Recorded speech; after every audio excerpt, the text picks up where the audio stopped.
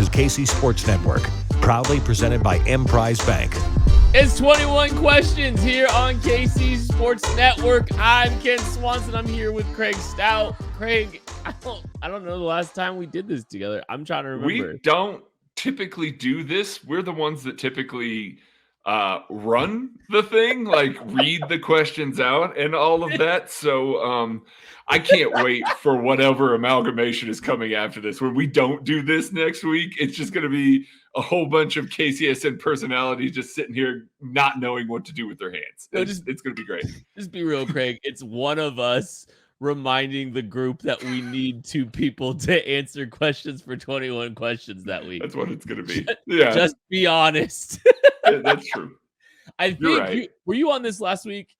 Yes, I was. Okay, so like if we are adhering to the you can't go 3 times rule, and I'm not even here next week. Well, we're both getting the week off, Craig. Boy, this could be fun. Maybe that's why. Maybe that's why we're here today. But we're excited. I love doing this with Craig.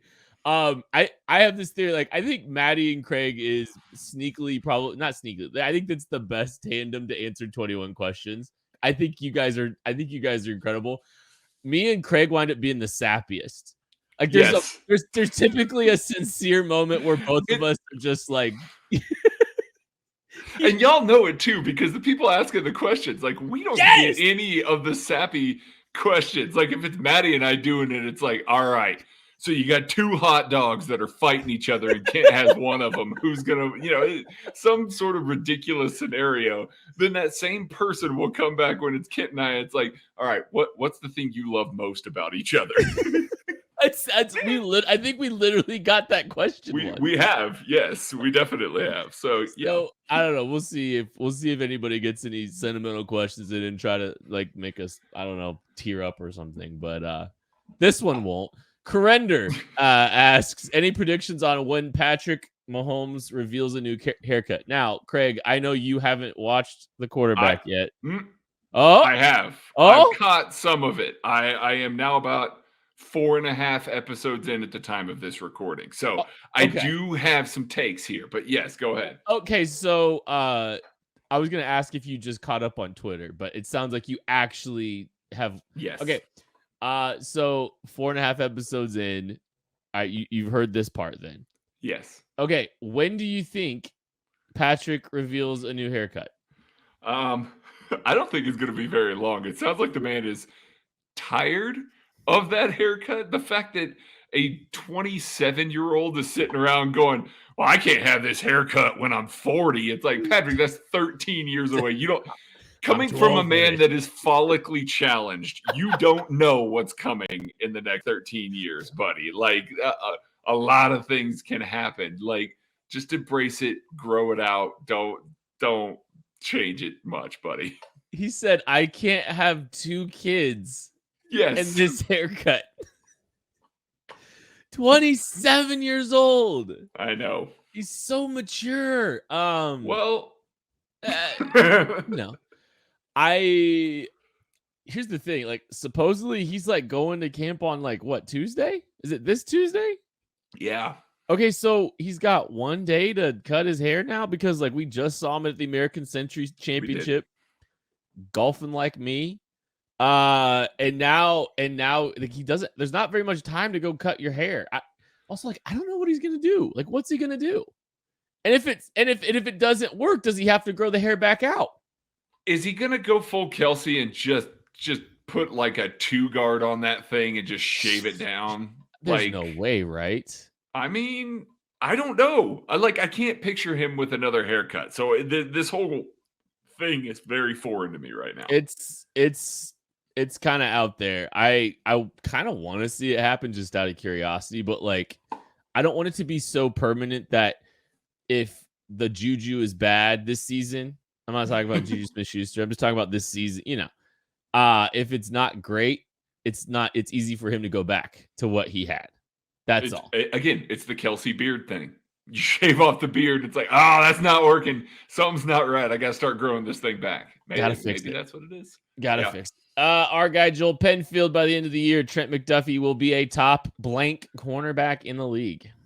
I'm gonna say 20. I think that's a sweet spot for him in his sophomore year here. I just need to see where he's going to play the most. I think if he's going to get played in the slot, it's going to be hard for him to be considered top 20. Like, I mean, think of all the great slot corners you know. It is rare that you look at those guys and when you're making a list of the top cornerbacks in the league that you consider them amongst those highest guys. He's certainly not going to get the media recognition if he's playing more in the slot, especially if, Steve Spagnuolo's got some of the tricks up his sleeve that he does there. Meanwhile, if L'Jarius Sneed is still in the slot and he's on the outside, I think it's going to I think that's the chance for him to crack into the top 20. I think he's got to have a lot of ball production out there to make that happen. Certainly got the capability to do so. And I think we've got to see, basically the glimpses that we saw last year, not that he was bad, but the glimpses that we saw last year need to become the consistent parts of his game. And then those glimpses need to be that next level up. You saw some ball production late in the season. Yep. You saw him make a couple of plays on the ball, like in the playoffs. It was almost 3 rookie cornerbacks intercepting Joe Burrow. People forget that Joe Burrow was terrible in that game and not remotely good enough. You haven't forgotten. I haven't. No, sir, I have not. But Trent McDuffie got his hands on 2 balls in that game. And I know the AJ Brown touchdown in the Super Bowl, like that was just a really rough snap. I won't blame the grass for that one.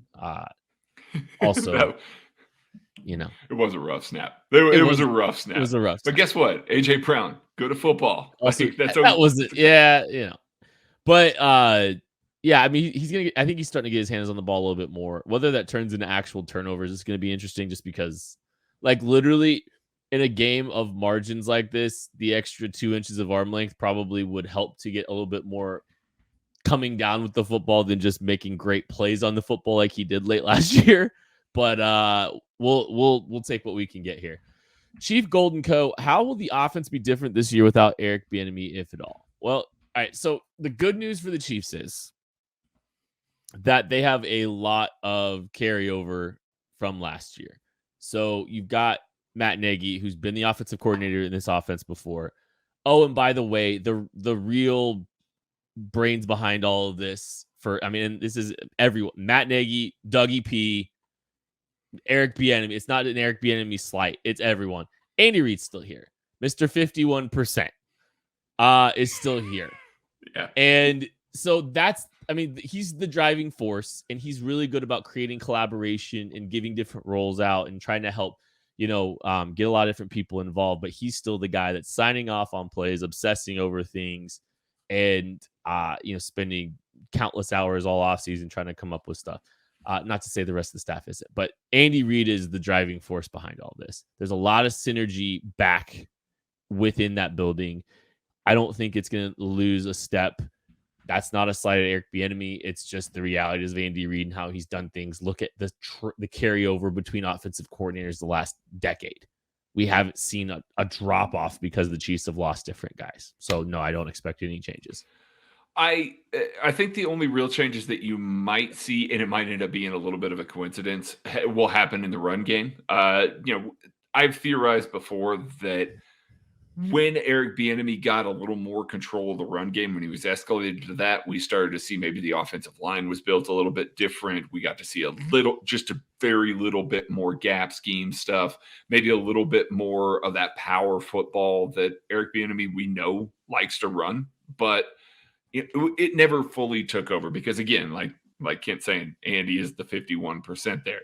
Now, all of a sudden, not just moving on from both offensive tackles there to maybe guys that are a little more adept in some zone scheme stuff. That's what Andy wants to run anyway. So, if you take away some of that power football element, some of that gap scheme element, you go back to maybe more of the inside zone, outside zone, hammer that over and over and over again. That would be a slight change because of the increase in frequency there. But again, that could just be because they added a couple of offensive tackles that are probably better suited for that versus a guy like Orlando Brown Jr. and a guy like Andrew Wiley.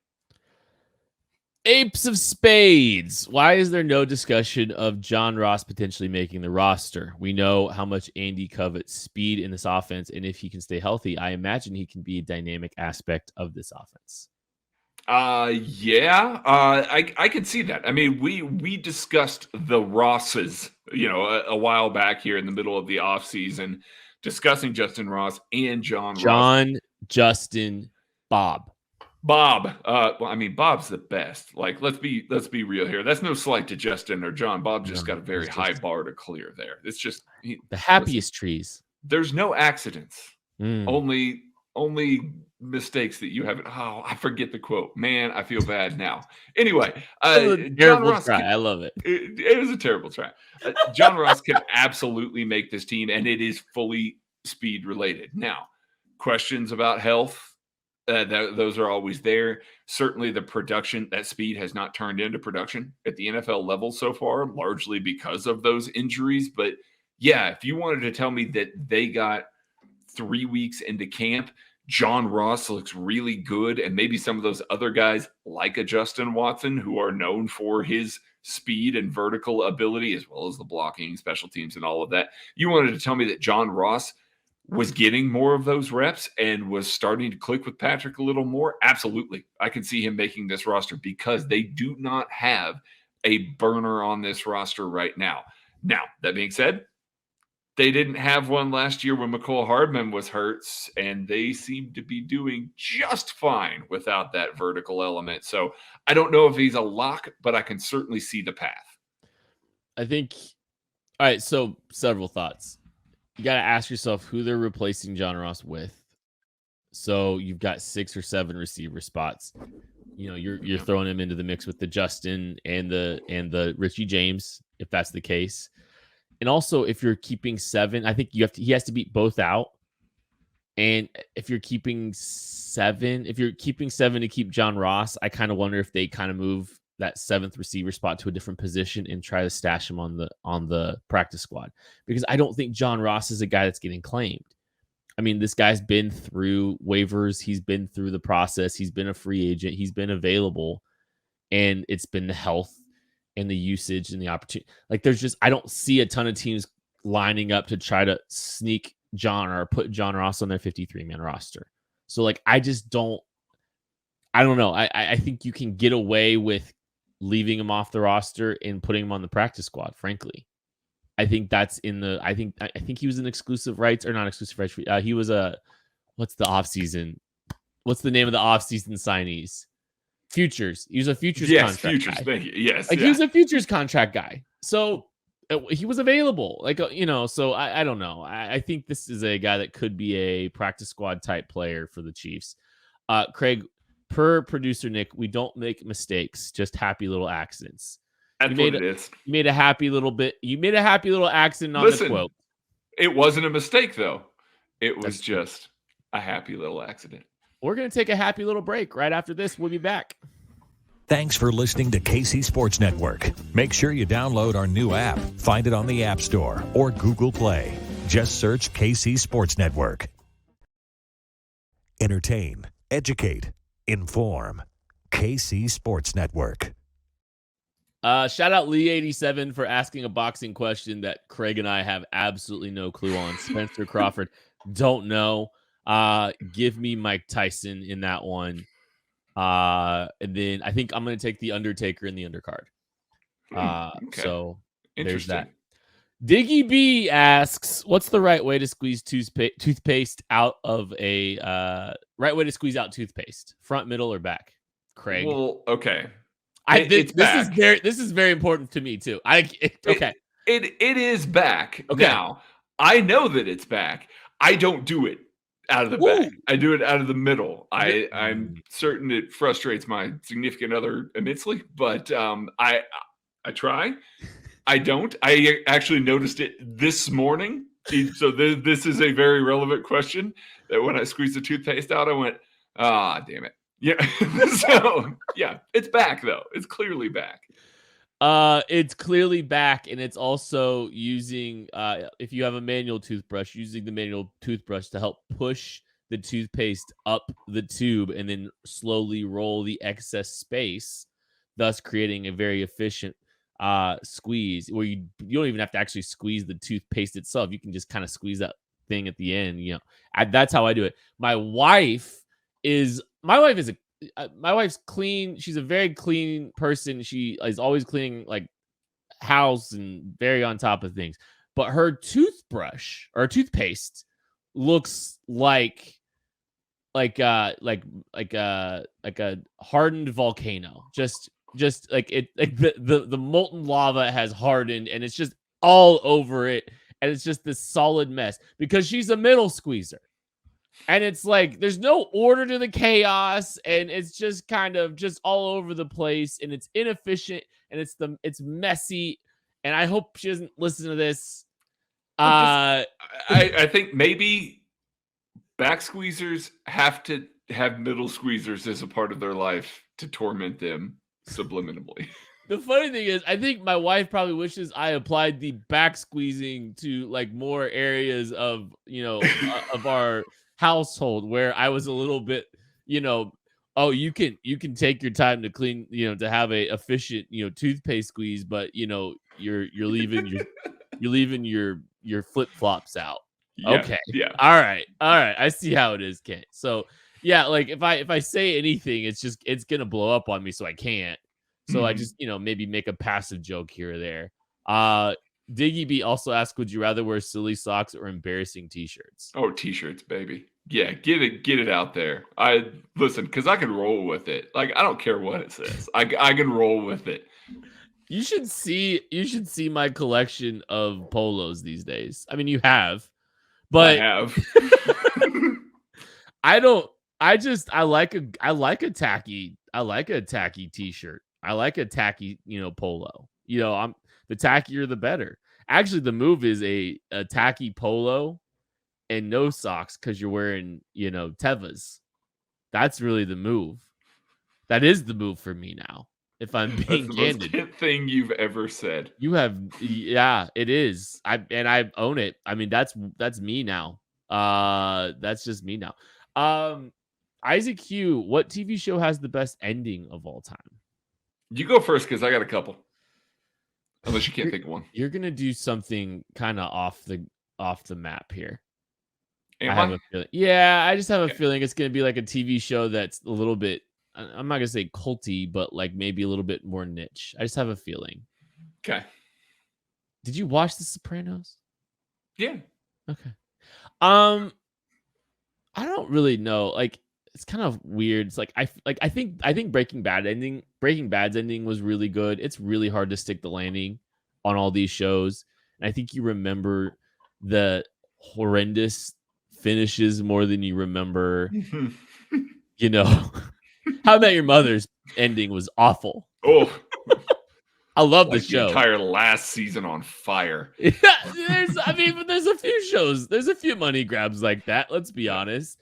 I think Succession's ending was actually really good, but I don't think I'm gonna put it at the top. I think I'd go with Breaking Bad. Craig? I was going to say the cult hit Breaking Bad, for mine. So, I mean, expect that. I could just see you doing like, look, this Japanese cartoon I used to watch was. Okay. So, before you go any further there, you're a man of culture.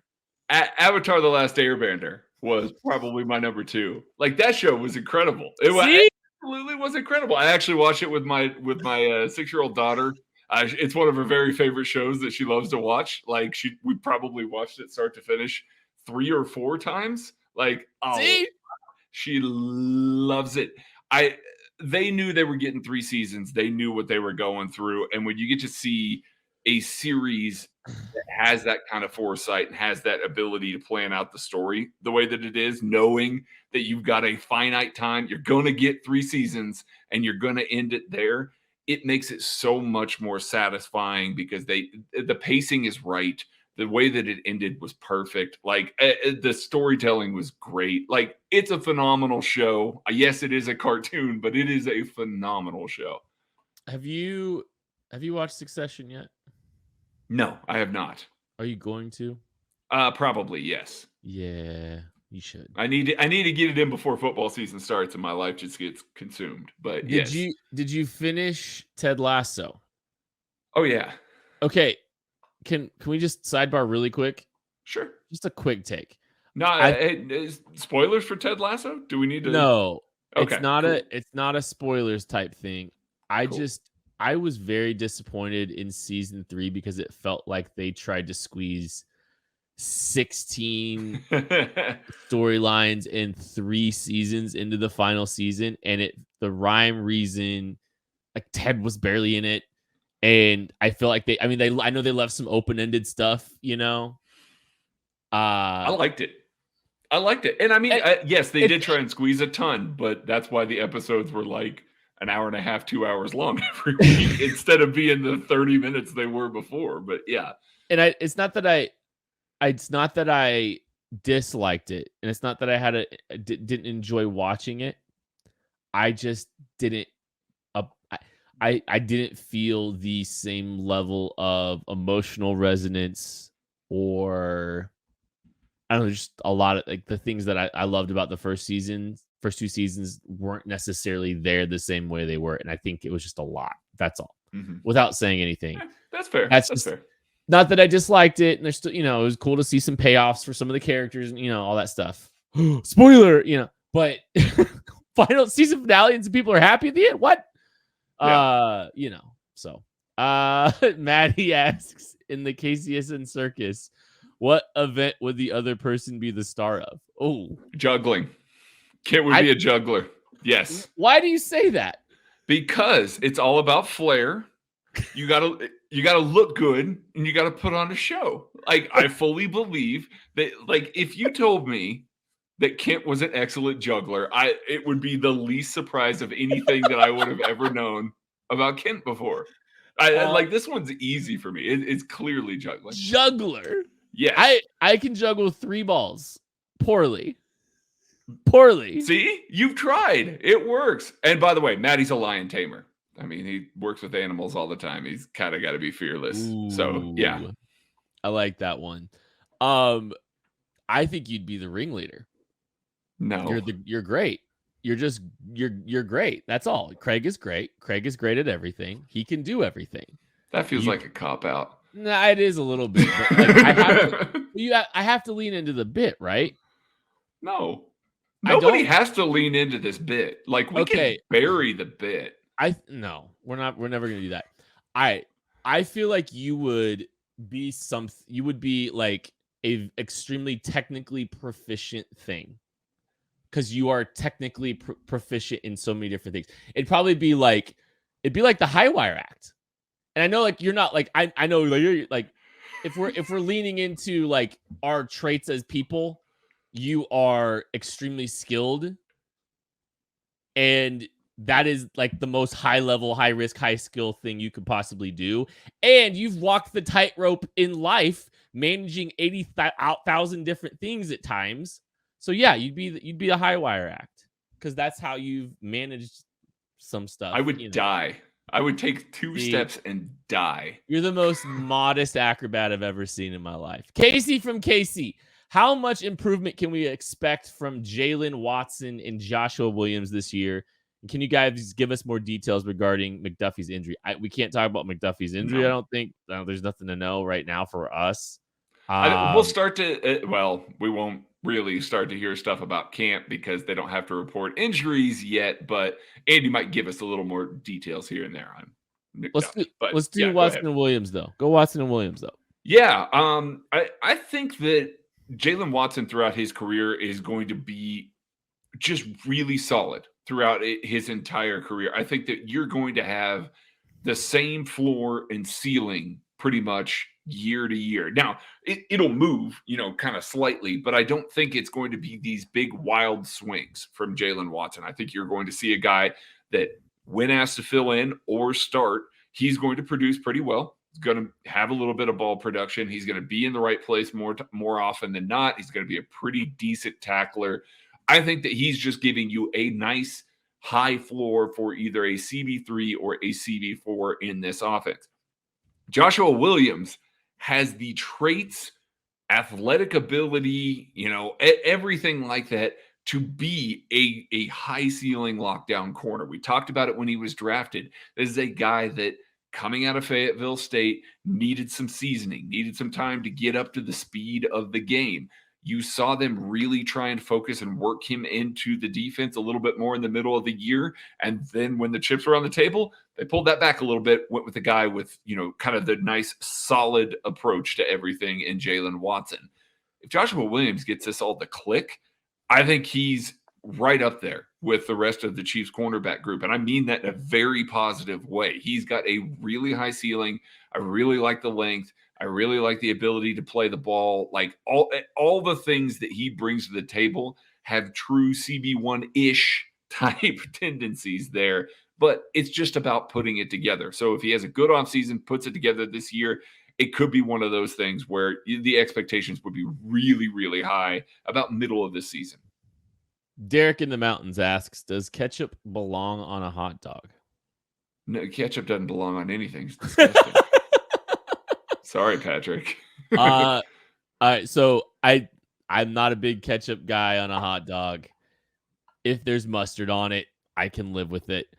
Piggybacking off of that, Corinder asks, regular or spicy deli mustard on a bratwurst? Oh, spicy. With sauerkraut, like, yeah, just load that up. Have you ever put jalapenos on a bratwurst? Oh, absolutely. I prefer it. Pickled jalapenos especially. Those swap those in for the sauerkraut. You don't have to do both at once. I have. It's good, but yeah. Okay, so I want to go back to ketchup really quick. Yeah. Because today, my wife and I decided to go to Raising Cane's. I make sure to emphasize that this was a family decision as to not continue to lean in the bit that the only thing I like are chicken fingers. Hey, Kent, what did you eat at Raising Cane's? The only thing they serve, Craig. Oh, okay. Chicken fingers. Got it. Okay, cool. I was not leaning chicken fingers today. Let the record show. We just couldn't find anything we wanted. Follow-up question. Were you happy with your decision? Were you happy with the decision to go to Cane's? It was fine. You were happy with it. And it was fine. Did you find the meal appetizing? Yeah. Okay. So what I feel like chose chicken fingers, ate them, and liked them. Got it. We've had tacos 2 straight days. I almost wanted a 3rd straight day. Like I was that close. Anyways, all right. So I got the cane sauce as one should. But I think they make their cane sauce in-house like at that day. I'm 99% sure ketchup's involved in that cane sauce, guys. Because is it? The cane was it mixed? It wasn't mixed. There was a glob of just unmixed ketchup in my cane sauce. I'm not a big ketchup guy. It's half cup of mayonnaise, quarter cup of ketchup, and then black pepper, garlic powder, and Worcestershire sauce. I didn't need to know those ingredients to know that ketchup is in it because ketchup was in my canes and it was not mixed, and I was a little thrown off. So actually knowing the ingredients makes me like it. I'm just, Nick, our producer Nick, learned that they have honey mustard at Cane's like yesterday. So good for him to finally. Hey, Kent, I had Tenkatsu ramen and spring rolls and a tuna and salmon poke bowl tonight. It was great. It was wonderful. You're a man of culture, and you're so cultured you're so cultured that you need a break. Thanks for listening to KC Sports Network. Make sure you download our new app. Find it on the App Store or Google Play. Just search KC Sports Network. Entertain, educate, inform. KC Sports Network. KC Chris asks, what accomplishment or milestone do you most look forward to Patrick Mahomes achieving that he already hasn't? It's the Hall of Fame at this point. I don't know that there's anything more that I quote unquote need him to achieve for my fandom. Another Super Bowl? Great. It'd be cool. I'm on board with it. You gave me 2. I'm good, buddy. Like, most fan bases don't get 2 Super Bowls in their lifetime. I know that he's always going to be compared to, other dynasties and stuff like that. Now, that's where we are in his tenure and in his, in this team's kind of oeuvre. But it is enough. What he has done is enough. He could retire tomorrow and he would go down as one of the greatest quarterbacks to ever live. He would easily make the Hall of Fame. We'd retire the number 15 in Kansas City. Yes. It would happen. So everything that he needs to do, he's already done on the field. Am I looking forward to watching him for another 10 to 12 years? Absolutely. It's going to be awesome and great and wonderful. But the Hall of Fame is really it for me, and it's already a foregone conclusion that he's in. I think if he walked away today, we'd have an argument that he's the greatest player of all time. Mm-hmm. Because like there's an argument to be made. I don't know. Like, I think it'll be fun when he has a winning record over Joe Burrow, so we can shut that narrative up. That'll be delicious. It's kind of weird where the heat's not on until one of those young quarterbacks wins the Super Bowl, and so I think if by some miracle, and I mean miracle, this Joe Burrow is to win a Super Bowl in Cincinnati. It's not that far gone, but yes, go ahead. Some miracle in a scenario that doesn't seem remotely logical, possible, feasible. If the defense gets hot, if whatever it might take. Jamar Chase breaks 42 tackles. If they switch positions and Jamar Chase proves to be a good quarterback, whatever. If something like that happens, if the Heat kind of gets on, like, okay, now someone's back on his heels again a little bit, I think the next one will be really gratifying. I think continuing to stomp the legacies of other quarterbacks could be really fun. So if he does that, and if he's able to do that, and kind of just, the caveat for Josh Allen as well, he was in the Mahomes era, so it's really not fair. If he's gonna turn, all of them into who's the dunker, the high flying dunker in Atlanta? What was his name? Or Clyde Drexler, and that wasn't in Atlanta. But there was somebody else, Dawkins, in Atlanta back when Jordan was there. Sorry. Sure, yeah. If he's just able to tamp down some of the legacies of some of these other guys, and there's got to be an asterisk that was like, well, to be fair, he was in the Mahomes era. Like that's, I think we do that all the time with the Brady era. We do. Yeah. Like you look back at this past 12, 13 years. Peyton Manning, he won a couple Super Bowls. It's like, you know what? It's really hard to win Super Bowls when you're playing against Tom Brady all the time. Eli wins a couple Super Bowls. It's really hard to win. In the cameras. I mean, it's, yeah, of course. But, look, since Patrick Mahomes has been in the NFL, since he was drafted, there has been one AFC quarterback to win the Super Bowl that wasn't Patrick Mahomes, and it was Tom Brady. Yeah. It's wild. Yeah. If Mahomes gets to 5, we get to start running our mouths because it's, well, we can already run our mouths. I'm talking about with the Tom goat stuff where, well, okay, well, how many times has Andy Reid got caught cheating? How many times has, Patrick Mahomes been talking about deflating footballs? Like, there's too much stuff every single year with the Patriots, them trying to get away with stuff that, like, sure. I'm just saying. Sure. Kay Gumminger asks, here's the sentimental stuff. All right, so get the tissues ready. What was the hardest part of going from 1 kid to 2 kids, Craig? Oh man.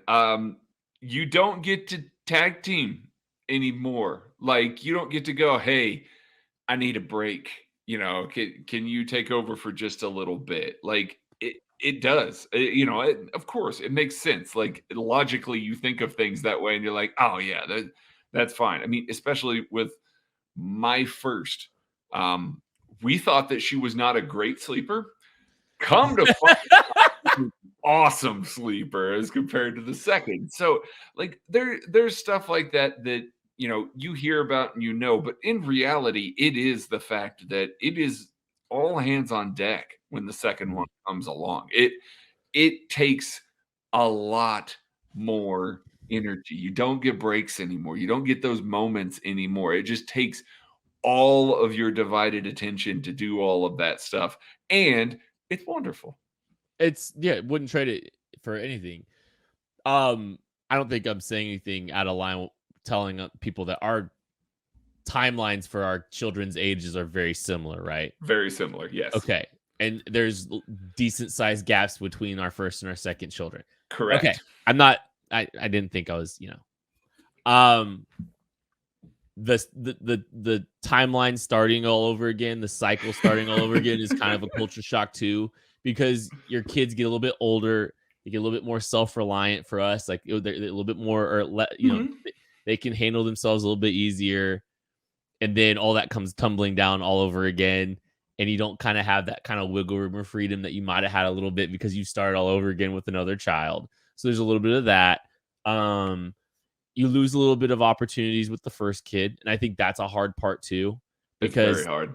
The dynamics obviously change, and the first kid's got to navigate another child into the mix too, and that's not always necessarily the easiest thing, because they're not necessarily always the center of attention. It makes it a little bit harder to try to spend a little bit more isolated time with one of the kids, especially the first kid. So like you've got to be a little bit more intentional with that. So some of the balancing there is just how you navigate that a little bit. Me and my first child, we used to do a lot of stuff just us, and it gets a little harder to do that because you also want to try to give breaks to to your wife or whatever. So like I don't know, it's just balance. Those are the tough stuff. Those are the tough stuff. It's not just, hey, we're gonna multiply this times 2. No, it's so much more than that, and there's so many more things. So yeah, you just know that you don't know anything. Like as most things in life, know that you don't know anything and that you need to learn and approach every situation with its own unique spin. Yep. Ziandera asks, what's your best suburban dad yard hack? I mean, okay.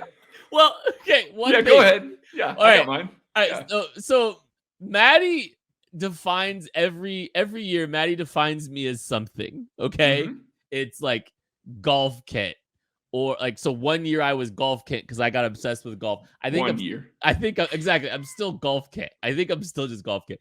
1 year I was smoker kit because I got really into smoking stuff on my Traeger and all that stuff. Maddie so I asked Maddie, I was like, what's this year's Kent gonna be? He said mowing in straight lines in your yard Kent, meticulous about his lawn Kent. That still hasn't hit. So it's not my piece of advice, but this I do enough yard work still, like to have to maintain and all that stuff. Overseeding does not mean overseeding. Okay. Now you can overseed. It is a possibility. So you want to spread liberally, but you don't want to spread too much because you don't want too thick of a yard, and you don't want to overseed. You can create a little bit more problems with overseeding, I have learned. So there is that. My suburban dad hack is move to Colorado, where they do xeriscaping, and your yard barely requires any attention whatsoever. I can mow and weed eat my entire yard in 7 minutes. It's glorious. Also, the grass pad has something. It's like idiots.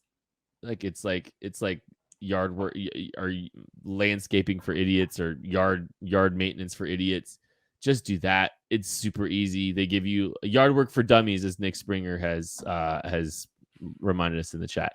Yeah, it's a game changer. It's super easy, super simple to follow. It's not overcomplicated. You can handle it very easily. So We should try to get the grass pad to sponsor this, I guess. Just DRK, favorite TV show or movie of the year so far? Ooh, let's see. TV show of the year is The Bear. Holy cow, this season was absolutely incredible. I was a massive fan of the first season. This season somehow raised it up a notch. I had a moment there again, trying to avoid spoilers. There's one episode where there are a lot of very famous people in it. And I thought, man, this is a lot of work that we're putting a big hard pivot on this. And that episode might be the best episode of TV that I've probably seen in 5 or 6 years. Like it was that level of good. I just think they absolutely killed the season.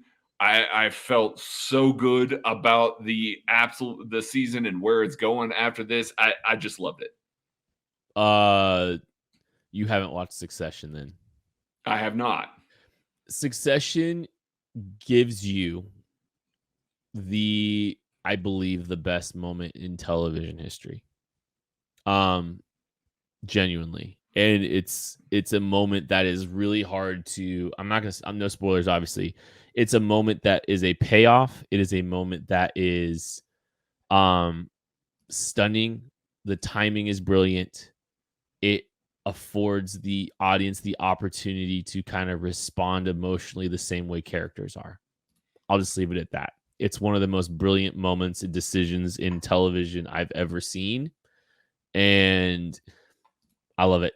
Favorite music genre or era also from Just DRK. I want to know this from Craig because Craig's got a very broad spectrum of music, and I have a pretty broad spectrum too, and ours cross over in a lot of different areas. I'm curious what your favorite genre or era is, though. Holy cow, that is impossible. I like so many. I know. Holy shit. Let's see here. I'm a big fan of British and Scottish noise pop. But really, basically all of it. I don't have that. Especially yeah, I know you know that of me. Especially big, heavy, big time shifts. There's stuff that's very influenced by like the Pixies, where there's abrupt time shifts, but it's also very influenced by like the Green Day, Weezer, stuff like that. So it just kind of blends that together. A lot of female singers as well that are just kind of taking it up over the top. Really love that. Big 90s hip hop fan.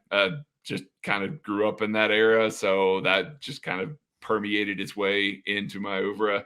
I do love some old classic punk as well. Really, really into the Clash. And all of Joe Strummer's spin-off stuff that he did, which is not necessarily punk, but it's also just ridiculously great. Joe Strummer and the Mescaleros is more like world music. It's amazing. I also like some electronic stuff. Spangle, Infected Mushroom. I'm really into Big Wild right now. It's really good. They're playing at Red Rocks. I might go see him. Good stuff. So 2000s punk, pop punk, hinted emo, kind of whatever you want to call that. Yeah. That era was very like formative for me. Weirdly, like I've got like a yacht rock sensibility to me too. That's not weird. That's not weird for you. I know. Yeah, it's very suburban down to me. But like that 2000s punk pop, emo kind of era, just that's my sweet spot. I think like I can hear those songs. I go back to think like Motion City, like Everything Is All Right by Motion City changed music for me. Which we were both going to go see that concert, and I think both of us got COVID. Is that right? I got COVID, and I couldn't go. But yeah. But when I heard Ocean Avenue for the first time, card. Yeah. That was a game changer for me. That's more like the pop punk, Blink, just like that kind of wheelhouse. Kid. Huh? I was a buzz kid. You were a buzz kid. I was a buzz kid. I listened to a Fincher on the way to school every day. Yep. So that tells you everything to know. Bones Jackson, breakfast item power rankings. Just give me a couple off the top, Craig. Waffles are at the bottom. It is pancakes. No waffles. Craig and I are on the same side on this, but one of the most vigorous debates we have with Maddie and Chief Bearcat, waffles versus pancakes. Happens all the time. Craig and I are on the right side of history. It's okay. Please continue. It's pancakes. It's pancakes. Bacon, eggs, hash browns. I don't need anything super fancy for breakfast. Like I am, give me straight up greasy diner, pancakes. And now here's where Kent comes in over the top and he's like, Craig eats the weirdest shit for breakfast. He does. When we go, yeah. I've seen Craig order rice for breakfast like multiple times. Correct. All right. Well, how do we feel? All right. So what do we feel about gravy? Just gravy. Just gravy. Is it sausage gravy? It's sausage, of course. Okay. Yeah, of course. I like so sausage gravy. I feel like I don't like it to the level that you like it. Sausage gravy is the tier 1 breakfast item. And there's this place called Maple Street Biscuit Company that we went to in Mobile, Alabama. We loved it so much that we went like 3 times. And they have this thing called like the 3-layer cake. And it's a pile of hash browns, a fried egg, Gouda cheese, and it's all covered in this spicy sausage gravy. It is one of the best things I've ever had in my life. Kent ate it multiple times. I'm not sure how everybody fast forward. I'm not sure how Kent used the restroom after eating this multiple times in the same weekend. Sausage gravy. KC from KC, who's the best tennis player at KCSN and why is it Craig Stout? It's not me. Are you sure? It's not me. I'm positive it's not me. You're built to be good at it. No, I'm not. You're no, tall, definitely you can not. serve, you have good launch angles on your serves, you have length to cover the floor. It's Maddie. It's Maddie. No, it's not. It's clearly Maddie. How is it Maddie? It might be Maddie. He's almost as tall as me. And but he's stiff far and rigid. More athletic. He is stiff and rigid. He can't run dude, he's a Spags D end. Like he's not changing directions. He's not reaching. He's not handling handling a racket well. Like, what are we talking about here? Now watch. So you come to find out it's actually Tucker. Like Tuck is like an elite tennis player. Craig, I think you'd be really good at it. BJ's kind of got that good at everything vibe going. Yep. But it's Craig. I'm not just saying that because you're here. Like that's one of those things. It's like if you think you're good, if you're as good as basketball as you say you are, you've got some of the requisite movement skills that are going to make you better at tennis than all of us. That's all I'm going to say. And I'm not saying that I'm great at basketball. I'm just saying that I'm better than you. It's so funny the irrational confidence this entire group has about their hoop game, and I love it. I love that the bit's got to stay alive for a while. It does. Leighton Y44, since so much was made about your hair earlier, what kind of hair product do you use, Kent? Fine, the best question of the day. I use whatever I can find at Target. I like a good pomade. Some kind of I don't have a preference. I don't spend money on my hair product. I genuinely don't. Okay. He says this the first time that we went to his house for the draft. Let's see. This was your old house. It was me, Jake, Maddie kind of hanging out. I don't think it was Maddie. I think it was just you. Was it not Maddie? Okay. Maybe it was just Jake that went upstairs and had to use the restroom. And when he came out of the restroom, he was like, have you seen the shrine of hair products that's in here? He was just absolutely floored by everything that you had in there, buddy. All right. Have you guys ever heard of Buzz Agent? No. I actually got some free hair care product to do surveys and stuff on some stuff. That Buzz Agent's it's just for products. Like I get to review products and stuff like that. Gotcha. I bought hair product for the first time, and it's like some guy with like a skull and like it's weird. It's like I think I bought it at Target, but I don't have a preference on my hair stuff. Big Dev, you are in an escape room with 3 NFL quarterbacks not named Patrick Mahomes. Which 3 active NFL quarterbacks do you choose? Ooh. Kirk Cousins is one of them.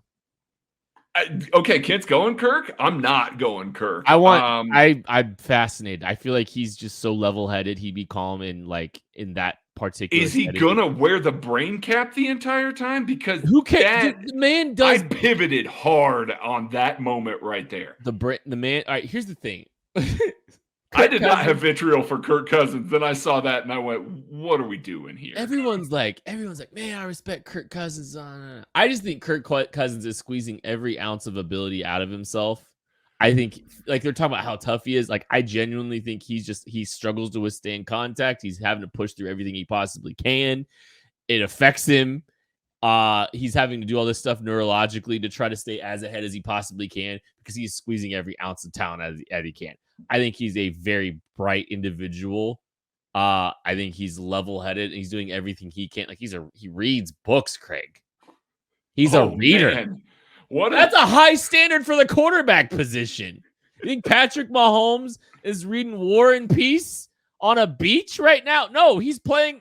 Do we actually think that Kirk Cousins is sitting around reading War and Peace, or did Kirk Cousins go, "Ooh, the cameras are on me. Here, let me pick up a book"? I actually think Kirk is a reader.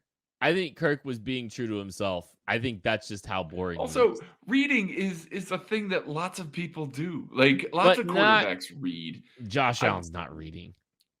Aaron Rodgers is reading. Josh Allen is on my list. Aaron Rodgers is on my list. Aaron Rodgers is reading the wrong books. Absolutely. Josh Allen's on my list. Aaron Rodgers is on my list, and I'm trying to get just because I want to see Baker Mayfield is on my list. I just want the craziest amalgamation of people to watch them try and solve a puzzle. Like, because all 3 of them are going to approach things drastically differently and maybe coming in all kinds of different inebriated states. So for the most fun factor, I'm going with it. I might not be able to stand it by the end of the hour or whatever, 90 minutes, but I'm going to have fun for a little while there. The answer is like 3 backup quarterbacks. Yeah, probably. Like, if you're trying to get out quick, it's the backups. It's Blaine Gabbert, Nick Foles, and yeah. It's Case Keenum is getting out of there in 5 minutes. Yep. Like, that's the answer. Aiden O'Connell.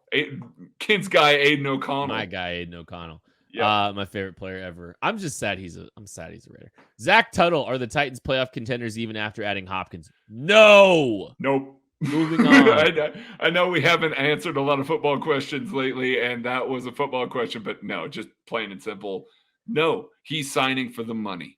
The Chiefs weren't sniffing that contract. They weren't. Mike Vrabel, hell of a coach. They're probably going to be feisty for a little while this season, but no, they're not contenders. They can't run with the rest of this group. They're 2 words and someone I wouldn't want in an escape room. Ryan Tannehill. Yeesh. That's just no, they're not. You're going to say Mike Vrabel. That would also be scary. Yeah, they're not going to be good. They're not. Nuke Hopkins doesn't change their trajectory because their quarterback stinks. Neither did Julio. No, exactly. I mean, exactly.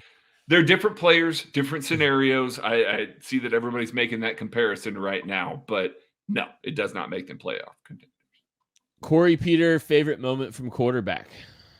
My favorite moment that I've gotten to so far. Kent, you go first. I got a couple. Without spoiling, and this isn't a big spoiler, but there was a moment where Mahomes was in a weight room with Bobby Stroop, and Mahomes kind of maybe pushed back a little bit on doing something Bobby wanted him to do, and Bobby just said, "Hey, like, trust me." I don't know if he said trust me exactly, but that's kind of the sentiment. It's like, no, you're going to be fine. You're going to do it. You've got it. And it was just cool to see that dynamic with literally the guy that's at the top of his game, the $500 million man, showing enough trust in a guy that's knew him before he was Patrick Mahomes and, has been doing everything he can to help him. It was just cool to see that kind of dynamic and that kind of element to it where, that's pretty cool to see. I don't think there's a ton of people that are, And actually, I don't think that's fair to Mahomes, but like the fact that Mahomes is able to respond the way he did and handle that dynamic the way he did was pretty cool. A favorite moment that I've gotten to so far is probably Lab Wednesdays. Not just because it's, the lab. Shout and all out! That, We gotta move the show to Wednesday so we can. No, we don't. No, like that's theirs. That's all theirs. Lab Wednesdays is cool. Watching them kind of craft things, watching that's where the Andy Reid, the 51% kind of comes from his thumbs down, thumbs up, depending on what gets brought to the table.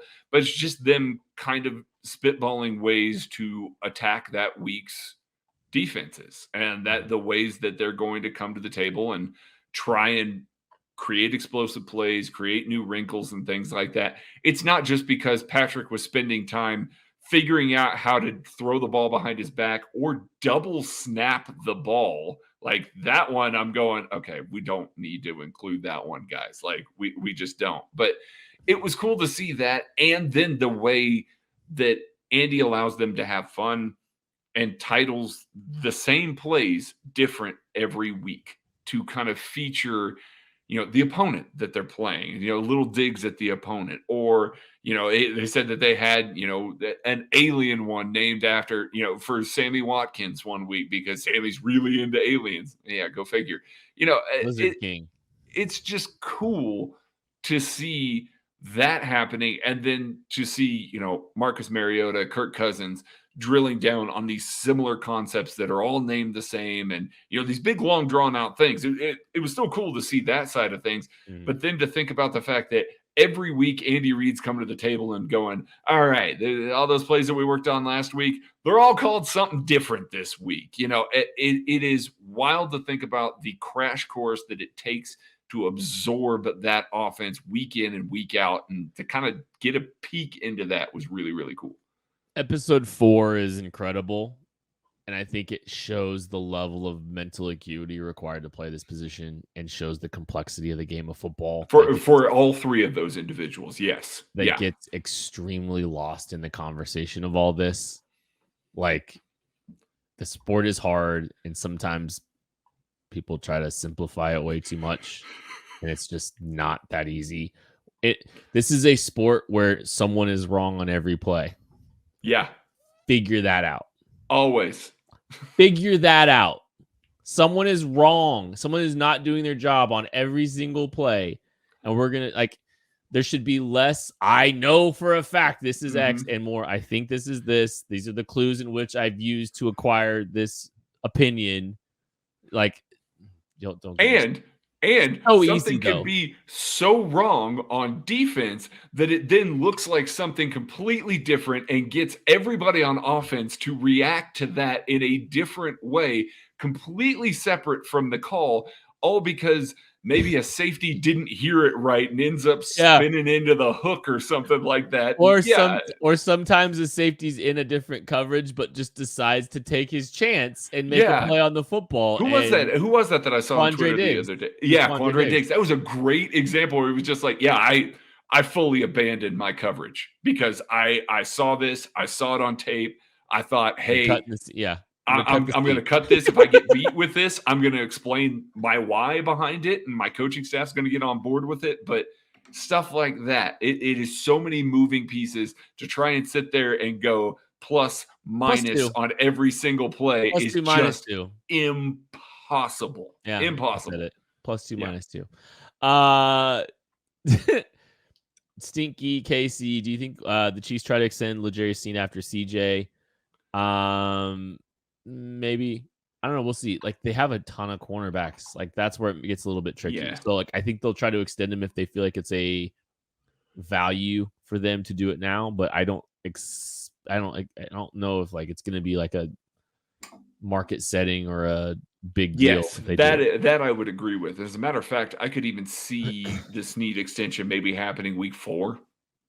Week 4, 5, 6. Yeah, something like that where L'Jarius comes out. Things are clicking again. The young.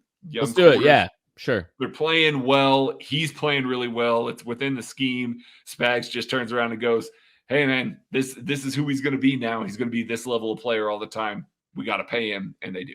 I mean, it's the luxury of having 3 rookie corners, though, too. It's nice. So. Yeah. Tucker asks, how often do you eat toast? Not often, Tucker. I'm guessing that Tucker eats toast a lot. I want to know where this. I want to know the origin story of this. If I'm really hungry, sometimes late at night, I'll make some over easy eggs and put them on toast. That's different. Yeah. Like once a month, maybe. I'll do a little easy. Yeah. What's wrong with you? Little runny? Little runny? Sunny side up, baby. Let's go. It's like, it's a little, it's a very light, it's a light fry on the other side. Let's just say that. Okay. It's still, believe me, it's still running. It's running like my nose during allergy season. All right. What's the number 1 sandwich topping? This is from Tank the Frank. What's the number 1 sandwich topping? Number 1 seed on sandwich topping. I mean, real mayo for me. Yep. I love a lot of things. I will eat a sandwich that has everything on it, literally everything on it except ketchup. But a real mayo is where I start. 10 times out of 10, every great sandwich that I have ever enjoyed, real mayo. Is there mayo on your Cubanos? I actually put it on the outside to toast the outside of the Cubanos. I was gonna ask because that's not typically in the. I know. Nope. Okay, it's how I get by with that one. Yeah. Craig, if I ever come to Colorado, that's like the one thing I want you to make me because I know you're really, really, really, really. I'm gonna make you Cubans and I'm gonna make you jambalaya. Yeah. Okay. Cool. Say less. I'll be there Monday. Okay. Mayo's the correct answer.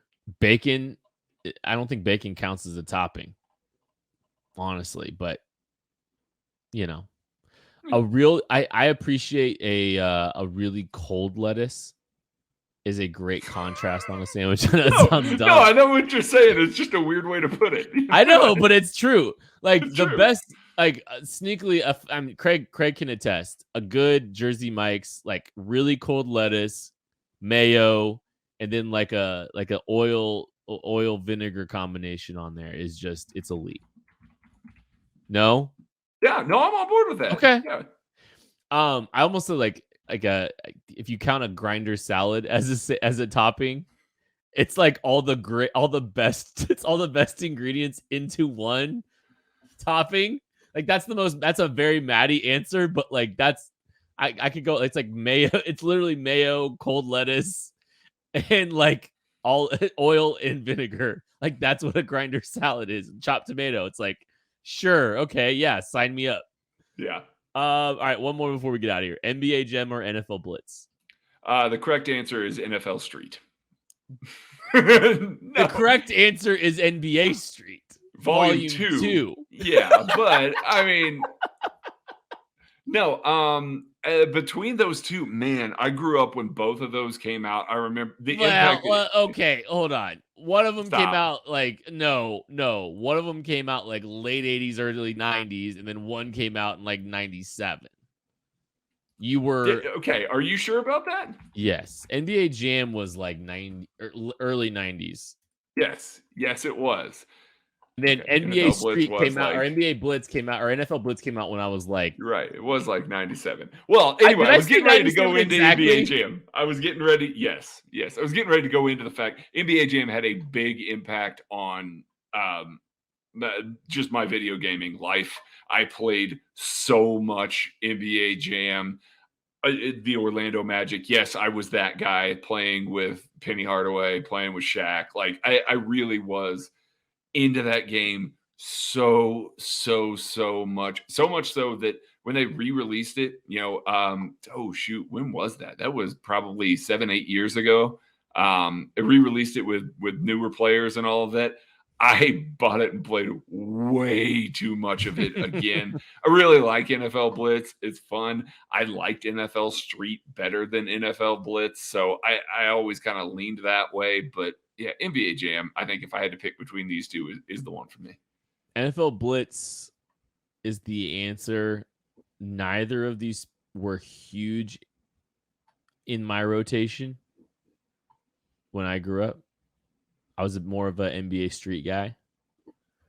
But you're so young and youthful.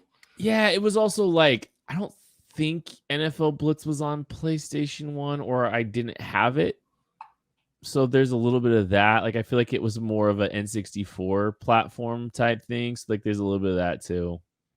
It's kind of like having an Android right now, which I do. That's going to do it for 21 questions. Thank you all so much. We appreciate you. We'll catch you later.